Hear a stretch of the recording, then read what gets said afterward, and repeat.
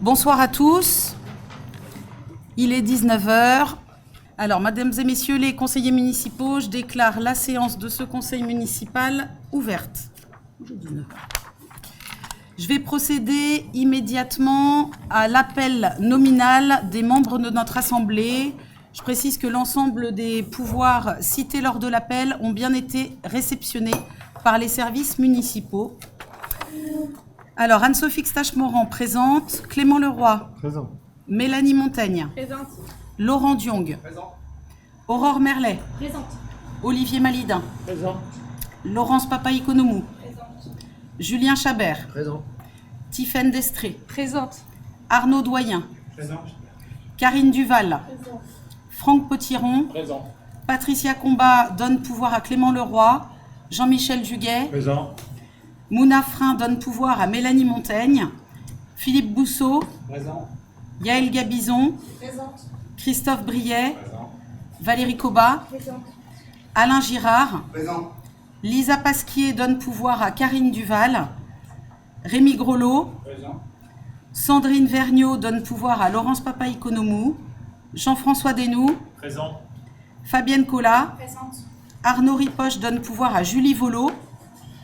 Présente. Abdenour Djadour donne pouvoir à Jean-François Desnoux. Marine Planchot donne pouvoir à Fabienne Collat. Le quorum est par conséquent atteint. Je propose que Julien Chabert soit désigné secrétaire de séance.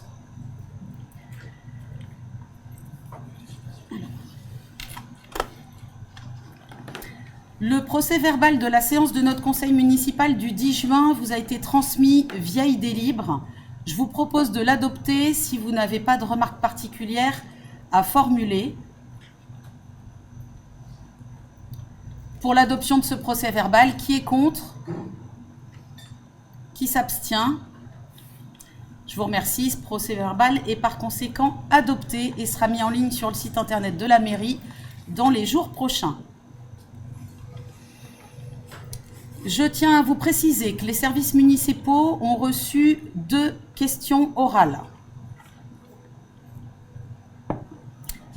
Vous avez été destinataire via idée libre des décisions que j'ai été amenée à prendre depuis le dernier conseil municipal. Si vous n'avez pas de remarques particulières, je vous propose sans transition l'étude des projets de délibération qui vous ont été transmis. Et avant de passer à l'étude des délibérations inscrites à l'ordre du jour de cette séance, je vais vous faire lecture d'un communiqué diffusé par l'Association des maires de France. L'indemnité des élus. Le bureau de l'AMF, Association des maires de France, appelle à cesser les mises en cause d'élus alors même qu'ils respectent la loi. À l'occasion de ce renouvellement municipal, les mises en cause et polémiques concernant les indemnités des élus se sont multipliées, avec un traitement médiatique souvent accusatoire. Or, les indemnités des maires et des élus municipaux sont strictement plafonnées. Elles ne constituent ni un abus, ni une mesure d'enrichissement personnel indu. Les indemnités des maires et de leurs adjoints sont encadrées par la loi, imposables et soumises au contrôle de légalité. Ces indemnités ont pour objet de permettre à tout citoyen d'exercer son mandat. Au sens de l'article L2123-23 du Code général des collectivités territoriales, l'indemnité du maire est fixée au montant prévu par la loi. Les indemnités de fonction des autres élus doivent être votées par le conseil municipal dans le respect des plafonds légaux. Pour les adjoints et conseillers municipaux titulaires d'une délégation, les indemnités doivent nécessairement respecter le montant d'une délégation. Les indemnités doivent nécessairement respecter le montant d'une enveloppe dite enveloppe indemnitaire globale et ne peuvent être versées qu'en cas d'exercice d'une délégation. Des dispositions similaires s'appliquent de la même manière aux intercommunalités. La variation du montant des indemnités entre un mandat et un autre résulte aussi de l'application des revalorisations d'indemnités votées par le législateur à 2 reprises.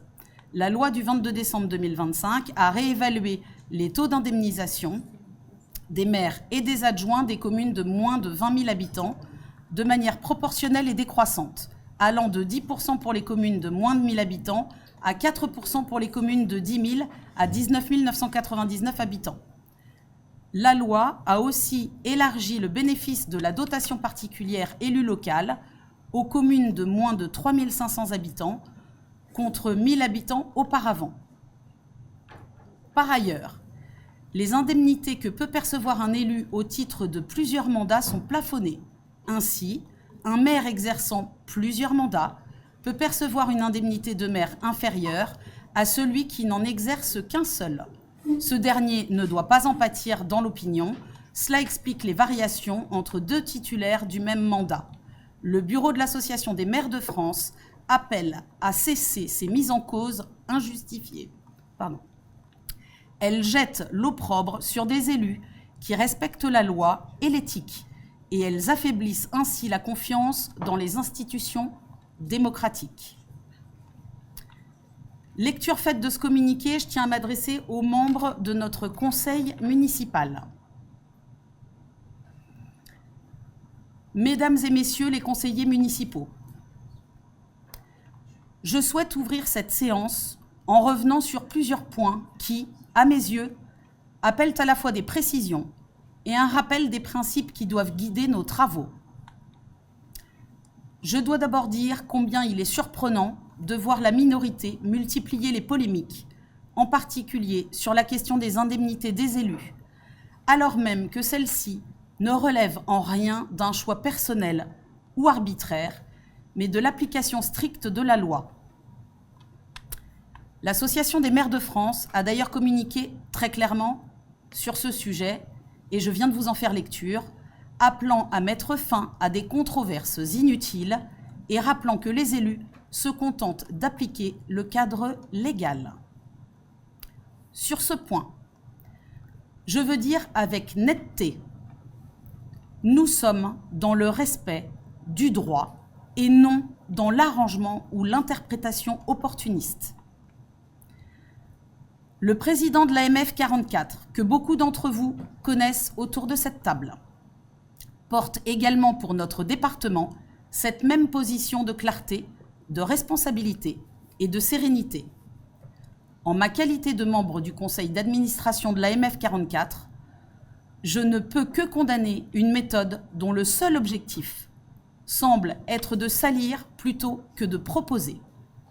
Je regrette profondément que l'on cherche ainsi à masquer le manque de propositions et de travail qui devrait être celui de l'opposition. Je souhaite également revenir sur le sujet du prêt des tablettes aux élus. La nouvelle majorité a fait le choix de ne pas reconduire ce dispositif. Je veux rappeler ici un principe simple. Ce matériel n'appartient pas aux élus. Il appartient à la collectivité puisqu'il est financé par l'argent public.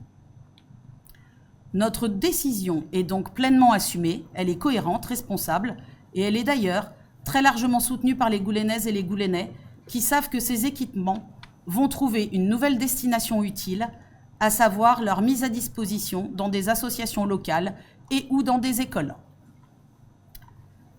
Par ailleurs, suite à l'interprétation de la minorité s'offusquant de la participation des services lors des conseils municipaux, je veux par ailleurs rappeler un point fondamental de notre fonctionnement.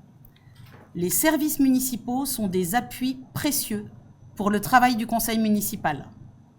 Nous continuerons à nous appuyer sur leurs compétences, car les experts, ce sont eux. Notre responsabilité d'élu est précisément de rechercher l'information la plus sécurisée juridiquement et le propos le plus clair possible. Nous assumons avec humilité le fait de ne pas tout savoir. Nous assumons aussi le travail en parfaite harmonie avec les agents dans une logique de coopération au service des Goulénais. Et je peux vous dire avec franchise qu'ils sont nombreux à saluer cette méthode nouvelle et la qualité des relations désormais instaurées avec les élus. Autre point, je veux insister sur le respect dû à notre instance, à son règlement intérieur et à sa présidence. Dans cette assemblée, la parole se demande avant d'être prise. pour tous les élus, quels qu'ils soient. Depuis le 21 mars dernier, les élus de la minorité peuvent s'exprimer sans que leurs interventions soient coupées. Cela doit cependant s'accompagner d'un respect strict de notre cadre commun et de celle qui préside nos travaux.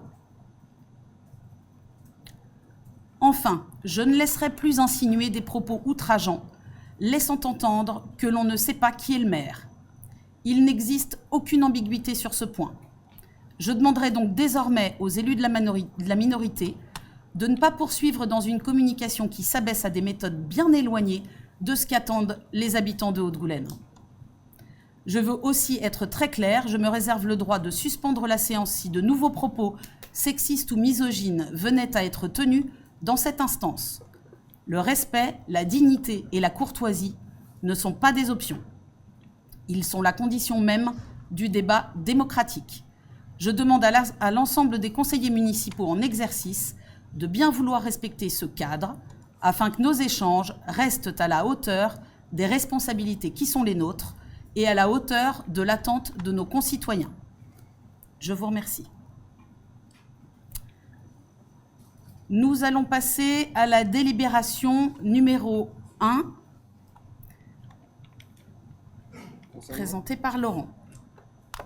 Alors, avant de lire le texte sur la délibération, je vais vous apporter un peu de contexte par rapport à ces deux délibérations.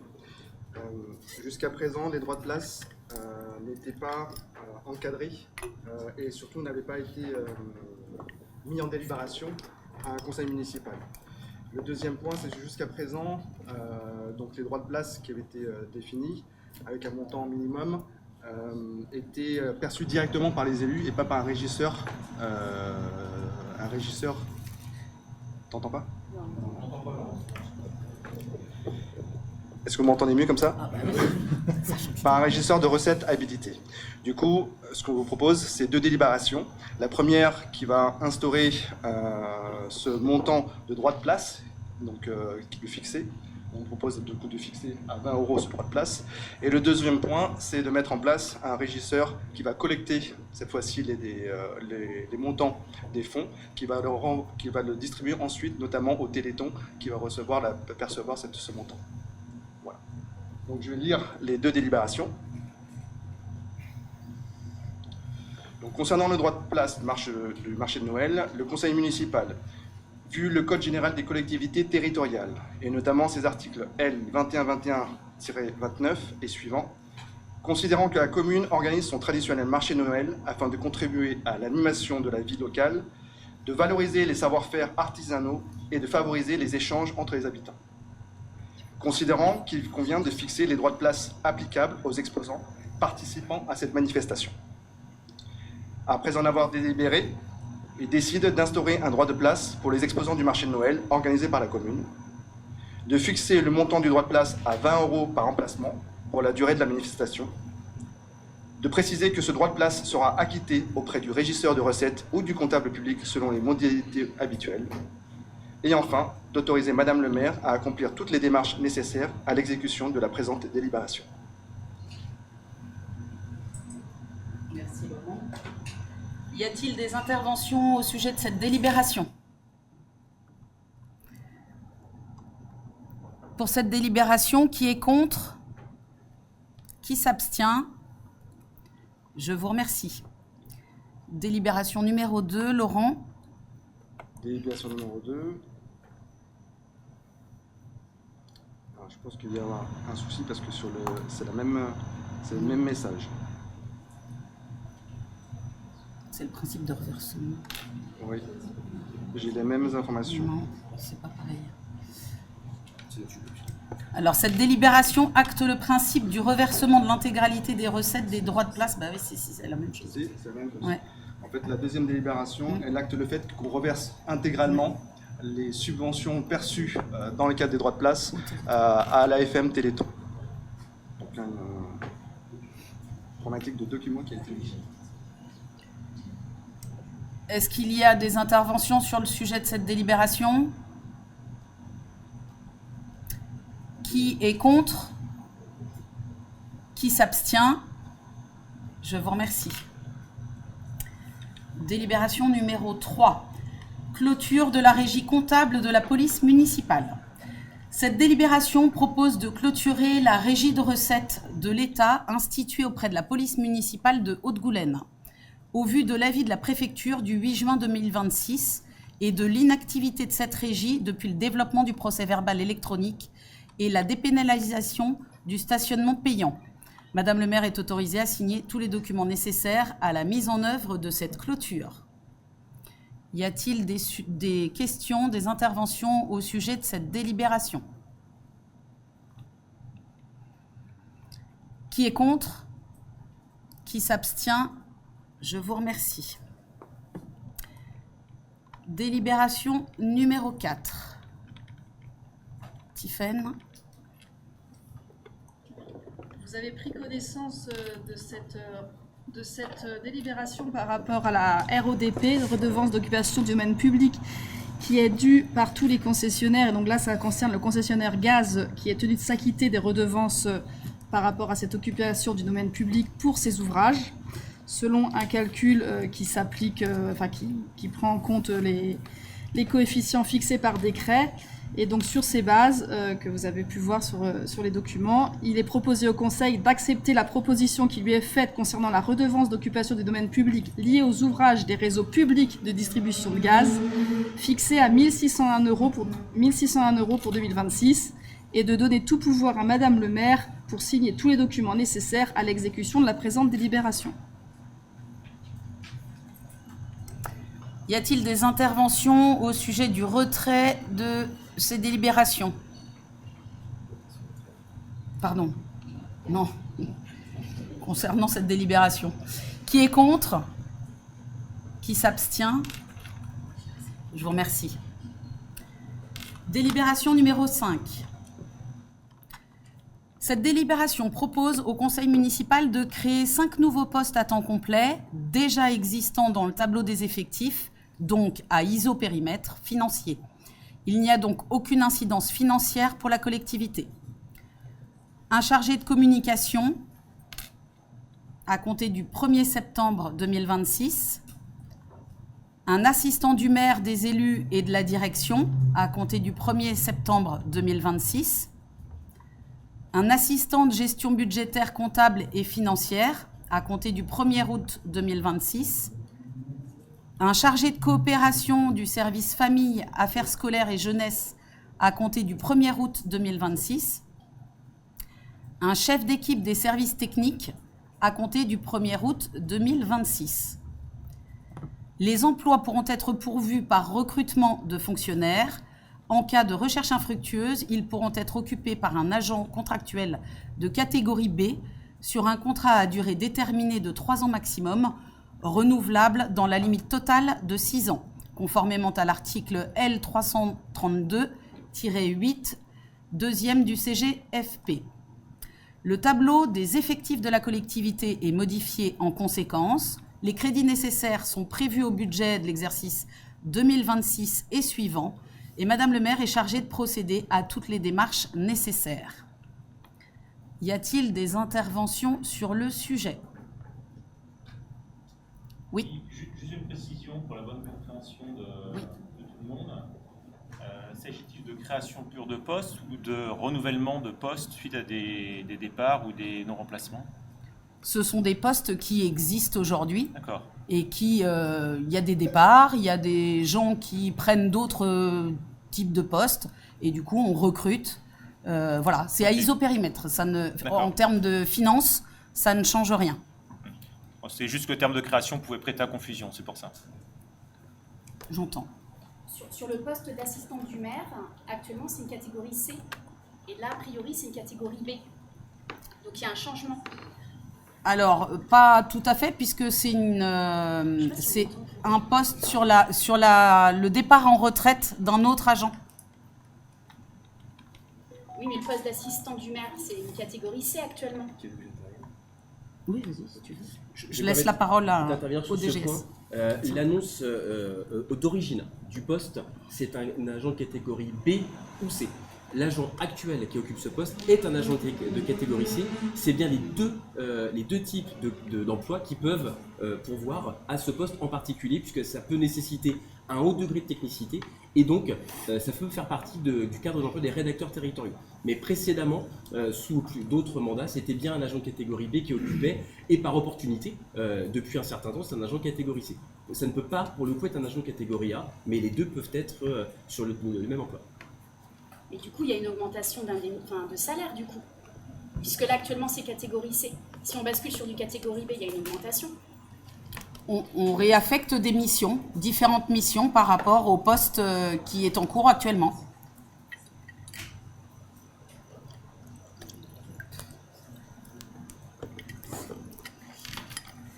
Est-ce qu'il y a d'autres questions ?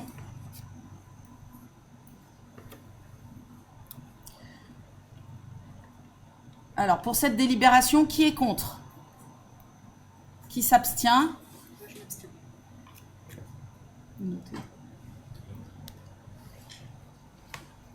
Donc, avec les pouvoirs, pardon. Oui, avec les pouvoirs, oui. Ok. 6. Je vous remercie. Cette délibération est par conséquent adoptée.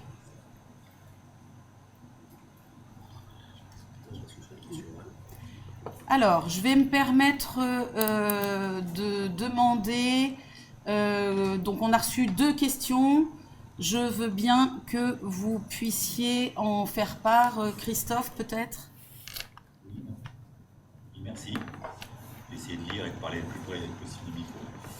Madame le maire, durant la campagne municipale, vous vous étiez engagé à organiser dans les 100 premiers jours du mandat des ateliers et réunions publiques sur l'urbanisme et l'architecture, ainsi qu'à lancer un audit des finances communales destiné à être rendu public. Ce délai est désormais dépassé. Pouvez-vous nous préciser où en sont ces 2 engagements et les raisons de ce décalage et le calendrier que vous envisagez désormais? Merci pour cette question qui me permet de faire un point précis sur ces 2 engagements. Concernant les ateliers et réunions publiques consacrés à l'urbanisme et à l'architecture, nous ne serons effectivement pas en mesure de respecter le calendrier initial des 100 premiers jours. Plusieurs raisons l'expliquent. Tout d'abord, il n'y a pas eu de passation structurée entre l'ancienne équipe et la nouvelle. Nous avons donc dû reprendre rapidement de nombreux dossiers, dont plusieurs dossiers d'urbanisme sensibles et urgents. Ensuite, l'agglomération a engagé une réflexion avec les 16 communes sur l'élaboration éventuelle d'un plan local d'urbanisme intercommunal. Ce contexte doit nécessairement être pris en compte avant d'organiser une concertation locale sérieuse et utile. Nous aurions pu tenir une réunion rapidement, simplement pour cocher une case. Nous avons préféré prendre le temps de préparer une démarche documentée, cohérente et réellement utile pour les habitants. Le travail de préparation est donc en cours. Ces ateliers de réunion publiques seront organisés après la période estivale, selon un calendrier qui sera communiqué aux Goulénais. Concernant ensuite l'audit des finances communes, un élément nouveau est intervenu immédiatement après notre élection. Nous avons en effet appris que la Chambre régionale des comptes menait déjà un contrôle approfondi des comptes et de la gestion de la commune de Haute-Goulaine portant sur les exercices 2019 et suivants. La Chambre régionale des comptes, c'est une juridiction financière indépendante. Elle examine notamment la régularité des comptes, la qualité de la gestion, la fiabilité de l'information budgétaire, le fonctionnement administratif, les ressources humaines et la commande publique. Son contrôle repose sur l'analyse de nombreuses pièces, sur des échanges avec les responsables concernés et sur une procédure contradictoire. Le rapport d'observation définitif a désormais été arrêté par la Chambre. À ce stade de la procédure, il demeure confidentiel. Nous ne pouvons donc pas aujourd'hui en présenter le contenu précis ni le commenter. A priori, ce rapport devra être présenté au Conseil municipal après la période estivale. Ce sera alors l'occasion pour l'ensemble des élus et pour tous les Goulénais de disposer d'une analyse officielle, indépendante, contradictoire et objectivée de la gestion de la commune sur les exercices concernés. Ce document constituera donc une base particulièrement solide et il permettra à chacun de se faire une opinion à partir des constats d'une juridiction financière indépendante et non à partir d'appréciations partisanes ou de simples impressions. Ce contrôle répond ainsi très largement à l'objectif que nous poursuivions, disposer d'un regard extérieur, complet, fiable et approfondi sur la gestion de la commune. Dans ces conditions, il ne serait ni utile ni responsable de faire supporter aux contribuables le coût d'un audit privé qui ferait largement doublon avec le travail déjà réalisé par la Chambre régionale des comptes. Nous avons donc décidé de ne pas engager cette dépense lors de sa présentation au conseil municipal. Le rapport sera débattu publiquement.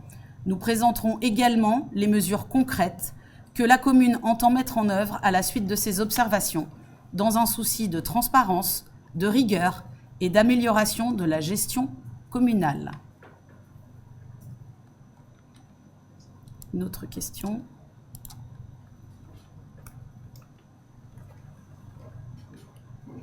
Madame le maire, plusieurs publications diffusées récemment sur les réseaux sociaux vous reprochent de ne pas agir face à l'état de certaines voiries communales. L'une d'entre elles évoque même, je cite, des relances sans réponse et met directement en cause votre prétendue inaction. Pouvez-vous rappeler les actions engagées depuis le début du mandat, la méthode retenue par la municipalité et les prochaines étapes concernant l'entretien et la réfection des voiries? Merci pour cette question. Je renvoie d'abord à mon propos sur la nécessité de conserver, y compris sur les réseaux sociaux, un débat public sérieux, digne et respectueux. Il est pour le moins étonnant de voir certains nous imputer, à peine plus de 3 mois après notre élection, l'état de voirie qui résulte évidemment de plusieurs années d'entretien insuffisants et de programmation incomplète. Je rappelle d'ailleurs que j'avais moi-même alerté à plusieurs reprises, bien avant notre élection, sur la dégradation progressive de certaines voies communales et sur la nécessité d'un programme de réfection plus structuré. Depuis notre installation, nous n'avons ni ignoré le sujet, ni attendu les publications sur les réseaux sociaux pour agir. Nous avons engagé un travail de diagnostic, de hiérarchisation et de programmation avec les élus concernés et les services municipaux. La voirie ne se gère pas à partir de quelques photographies, de réactions Facebook ou de demandes prises isolément. Elle exige un état des lieux technique, une appréciation du niveau de danger, de la fréquentation, de l'état des réseaux, du coût des interventions et des moyens budgétaires disponibles.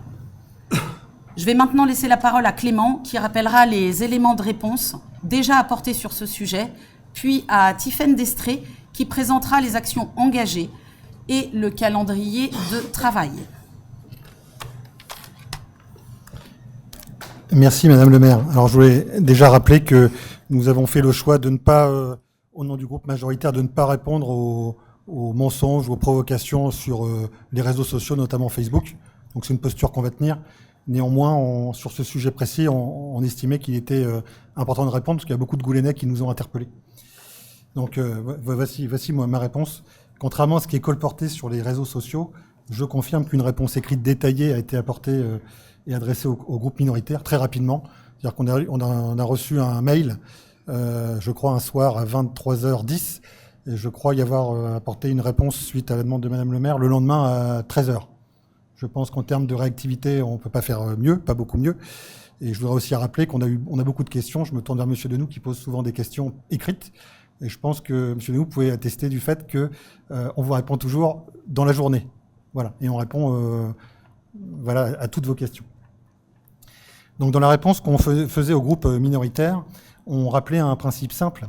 Lorsqu'on prétend établir un diagnostic communal sur l'état de la voirie, il faut s'appuyer sur des inspections de terrain, des données techniques, sur l'expertise des services et une hiérarchisation objective des interventions. La réfection des routes, c'est quelque chose de sérieux. C'est pas des messages sur les réseaux sociaux. C'est pas un claquement de doigts en demandant aux citoyens, en mode café du commerce, tiens, dites-moi quelles sont les routes qui sont en mauvais état. Donc une publication sur les réseaux sociaux, comme je viens de le dire, même accompagnée de photographies et de quelques réactions, ça ne constitue pas un diagnostic technique et ça ne peut pas déterminer à elle seule les priorités d'investissement de la commune. Nous avons également rappelé que la municipalité ne conteste pas l'existence de dégradation, Au contraire, nous avons fait de la réfection des voiries, y compris dans les villages, un engagement clair, très clair de notre programme. Je voulais faire un petit rappel. Je crois que voilà, vous avez le mail, avec les données que je vais commenter. Je voulais rappeler quelque chose, et c'est central dans notre réponse. Les investissements dédiés à la réfection des voiries, entre le mandat 2014-2020 et le mandat 2020-2026, les investissements ont diminué de près de 40%. Vous avez le détail derrière moi à l'écran. Donc, effectivement, il y a des aléas climatiques. On a eu de la neige et la canicule qui expliquent en partie le mauvais état des voiries. Mais quand on baisse de 40% à l'échelle d'un mandat les investissements sur les voiries, c'est un choix, c'est un arbitrage politique. Il y a forcément un lien assez direct que l'on peut établir. Quant aux prétendues relances sans réponse, c'est ce qui a été rabâché sur les réseaux sociaux, ils ne correspondent pas à la suivi de ce dossier. Comme je l'ai rappelé tout à l'heure, on a répondu très, très rapidement. Voilà. Et je voulais rappeler que c'était une nouveauté sur ce mandat, c'est quand un élu, quel qu'il soit, nous interpelle, pose une question, on mettra un point d'honneur à répondre très rapidement, en moins de 24 heures, et quand ce n'est pas ce qu'on fait depuis le début du mandat, alors on n'est qu'au début du mandat, et quand ce ne sera pas possible, on l'expliquera et on rendra des comptes. Voilà. Je laisse la parole à Tiffaine. Merci Clément. Donc, je souhaite déjà rappeler un point essentiel par rapport à, depuis notre arrivée, ce qu'on nous a parlé l'autre fois du diagnostic voirie qui aurait été effectué en 2025, ce n'est pas un véritable diagnostic, et je le répète ici, on a hérité de quoi? D'un logiciel qui a été pris et de données brutes qui ont été collectées par les agents, mais sans véritable analyse. Le vrai diagnostic, celui qui permettra de décider, il est en cours de construction actuellement.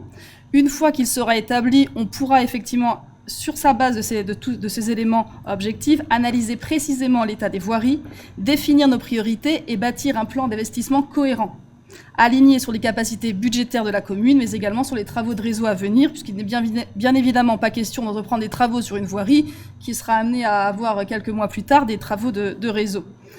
Nous avançons ainsi vers un programme pluriannuel de réfection pour sortir définitivement de la logique du coup par coup et de garantir une gestion plus efficace, plus durable et mieux coordonnée de nos voiries.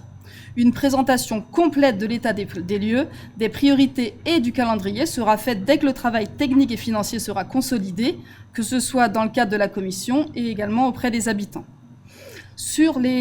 En parallèle, depuis le début du mandat, ce qui a été fait actuellement, c'est qu'on a lancé un recensement complet des secteurs à traiter. Les habitants ont d'ailleurs pu voir apparaître ces dernières semaines des marquages au sol, preuve d'un travail de terrain engagé. Chaque situation est évaluée, là encore, selon des critères objectifs, la sécurité, le niveau de dégradation, la circulation, les transports scolaires, les accommodements, les réseaux. À ce jour, des interventions urgentes ont déjà été réalisées et d'autres sont programmées dans les prochaines semaines pour traiter les points les plus sensibles. Je vous remercie. L'ordre du jour de cette séance du Conseil municipal étant épuisé, je vous donne rendez-vous pour notre prochaine séance qui se tiendra le 17 septembre prochain. La séance est levée. Je vous remercie. Bonne soirée à tous et bel été. Merci Madame la maire.